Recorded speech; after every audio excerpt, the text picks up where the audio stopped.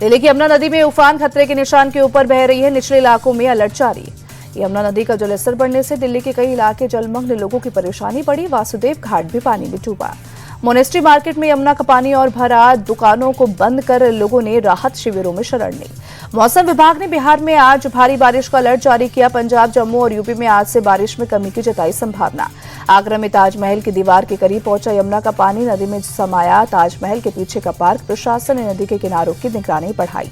यमुना नदी का जलस्तर बढ़ने से नोएडा के सेक्टर 135 में जल भराव, घुटनों तक पानी भरा, लोगों की बड़ी परेशानी बढ़ी।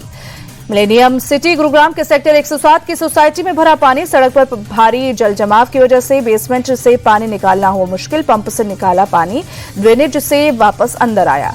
गुरुग्राम के सेक्टर 107 की सिग्नेचर ग्लोबल सोलेरा सोसाइटी के बाहर भी भारी जल जमाव, पानी में डूबी गाड़ियां, लोगों का निकलना हुआ मुश्किल।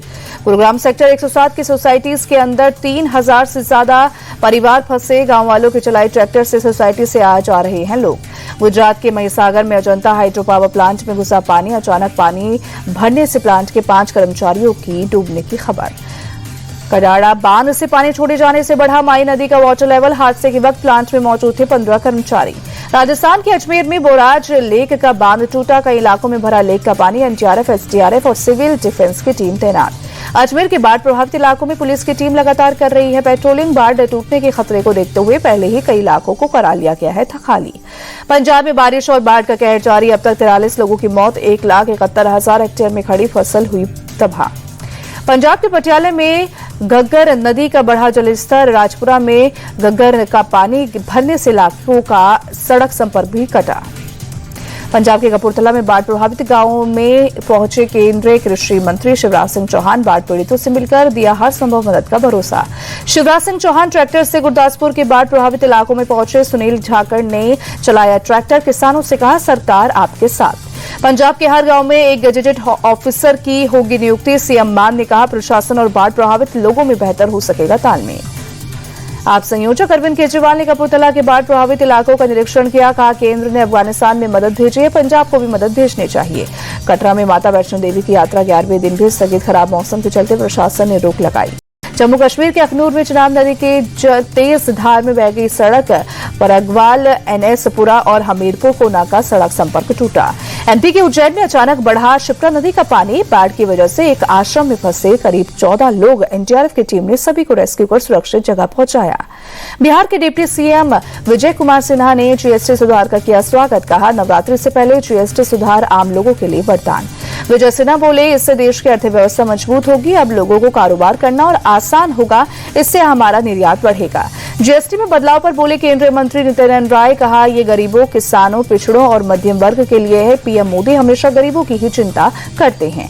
केंद्रीय मंत्री चिराग पासवान ने जीएसटी सुधारों को आम लोगों के लिए राहत बताया, कहा एक बड़ी आबादी को इसका फायदा होगा। चिराग पासवान ने जीएसटी सुधारों को लेकर विपक्ष पर कसा तंज, कहा अगर हमने आज से 2 महीने बाद ऐसा किया होता तो वो कहते कि असम चुनाव आ रहे हैं। कांग्रेस नेता भूपेश बघेल ने जीएसटी सुधार पर साधा निशाना, कहा सरकार ने 1 नेशन 1 टैक्स कहकर 5 स्लैब में टैक्स वसूल कर विश्वासघात किया। बिहार चुनाव करीब है, इसलिए सरकार ने ऐसा किया है।